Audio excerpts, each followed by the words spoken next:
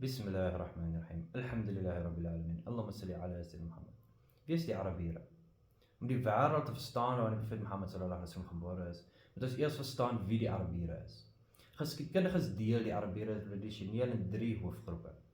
Eerstens, hulle Arab al-Ba'ida, die uitgestrowe Arabiere. Dit was antieke stamme soos Aad, Thamud, Tism en Jadis.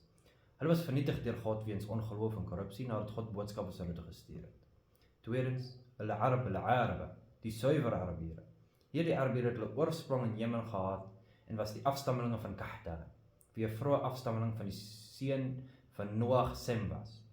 Hulle het die Arabiese taal natuurlik ontwikkel en het stamme ingesluit soos Jurham, wat later naby Mekka gevestig is. Derdens, hulle Arab al-Musta'araba, die gearabiseerde Arabiere. Dit was die afstammelinge van die profeet Ismail, die seun van die profeet Abraham.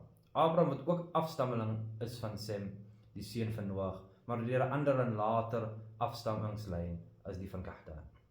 Ismail het nie oorspronklik Arabies gepraat nie, maar hy het by die stam Jurham geleer en gearabiseer geword.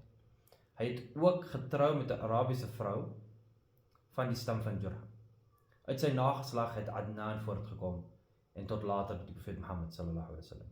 Ismail se broer Isak se afstammelinge deur sy seun Jakob, wie se titel Israel was, het 12 seuns gehad. En vanaf hierdie 12 seuns het die 12 stamme van Israel ontwikkel. In Arabies Bani Israel, die stamme van Israel. En van wie baie profete en boodskappers gestuur is, soos Josef, Dawid, Salomo en later Jesus. Mag God se vrede oor hulle almal wees. Later in geskiedenis begin die geskiedkundiges die Arabiere weer in drie verskillende hoofgroepe verdeel. Eerstens, die Kahtanitiese Arabiere. Dit is die suidelike Arabiere, die Jemenite, wat van die afstammeling van Kahtan afkom. En dan die Adnanitiese Arabiere, die noordelike Arabiere, afstammelinge van Ismail. En dan die gearabiseerde Arabiere, wat van die nie-Arabiere, wat later die Arabiese kultuur en taal aangeneem het, ook Arabies geword het. Alhamdulillah rabbil alamin. Allahumma salli ala Sayyidina Muhammad.